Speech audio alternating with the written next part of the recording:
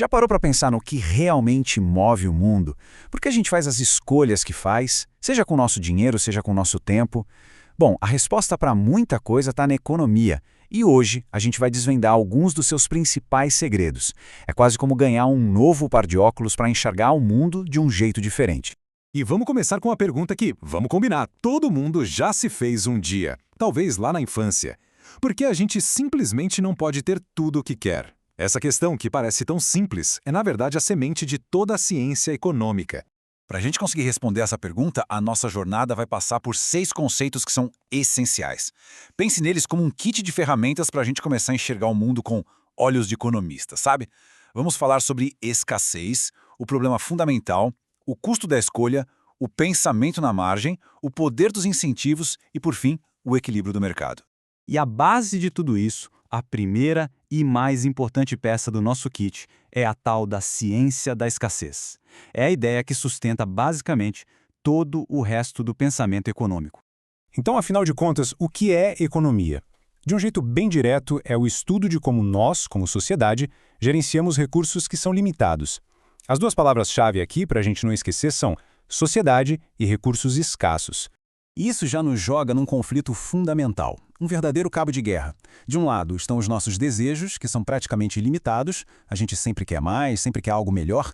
Do outro lado estão os recursos para satisfazer esses desejos, e eles são finitos, são escassos. O tempo, o dinheiro, a matéria-prima. A economia vive exatamente nessa tensão. E é justamente essa tensão que cria o que a gente chama de problema econômico fundamental. Justamente porque os recursos são limitados, toda e qualquer sociedade, sem exceção, precisa encarar e responder às 5 perguntas que são cruciais. E as perguntas são essas aí, olha. O que a gente vai produzir?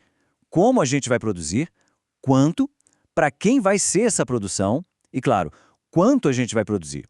E veja bem, essas não são perguntas filosóficas, não. São decisões super práticas que toda sociedade precisa tomar, todos os dias. Agora, para entender a importância disso, vamos imaginar rapidinho um mundo sem escassez. Pensa só, nesse mundo, essas 5 perguntas simplesmente não fariam sentido nenhum. A gente poderia ter carros feitos de ouro, produzir agasalhos em pleno verão, desperdício não seria um problema. Mas, no mundo real, é a escassez que nos obriga a ser inteligentes nas nossas escolhas.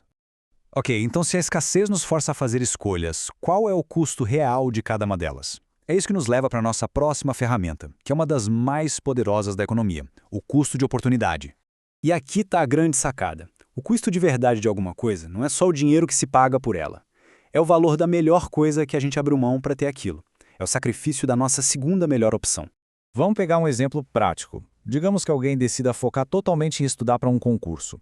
O custo dessa escolha não é só o preço dos livros ou do cursinho. Se a melhor alternativa para essa pessoa era fazer uma viagem pelo mundo, o prazer, a experiência, tudo que ela teria nessa viagem é o verdadeiro custo de oportunidade de ter escolhido estudar. É sempre uma troca. Agora vamos aprofundar um pouco mais com a próxima ferramenta. A verdade é que, na vida real, a gente raramente toma decisões do tipo tudo ou nada, né? A maioria das nossas escolhas acontece na margem. São pequenos ajustes. E é aí que entra o pensamento marginal, a ferramenta para as decisões racionais do dia a dia. E como é que isso funciona na prática? Bom, é um processo de 3 passos. Primeiro, a gente avalia uma pequena mudança, tipo estudar uma horinha a mais. Segundo, a gente compara o benefício a mais, que é o benefício marginal, com o custo a mais, ou seja, o custo marginal. E terceiro, a gente só age se o benefício extra for maior que o custo extra. A regra de ouro do pensamento racional, então, é bem simples. Se o ganho adicional de fazer algo for maior que o custo adicional, vale a pena. É essa lógica que, mesmo sem perceber, a gente usa para decidir se come mais uma fatia de pizza ou se estuda mais 10 minutinhos. Tá, mas o que leva a gente a fazer essas análises, mesmo que de forma inconsciente? A resposta está na nossa próxima ferramenta: o poder dos incentivos. Essa é a força que, para os economistas, realmente move o comportamento humano. Um incentivo é, basicamente, qualquer coisa que motiva alguém a agir. Pode ser a promessa de uma recompensa, como um bônus no trabalho, ou a ameaça de uma punição, como uma multa de trânsito. E numa economia de mercado, o grande maestro de tudo isso são os preços. Preços são a linguagem universal dos incentivos. E agora, o grande finale. O que acontece quando a gente junta tudo isso? Milhões de pessoas, cada uma tomando suas próprias decisões, pensando na margem, respondendo a incentivos. O resultado é algo que parece quase mágico: o equilíbrio do mercado. É o momento em que todas as nossas ferramentas se encontram. Para a gente entender isso, é só pensar numa cena super comum: um vagão de metrô. Não tem ninguém ali organizando onde cada um deve sentar ou ficar em pé, certo? Mas as pessoas naturalmente se espalham, ocupam os espaços vazios. Por quê?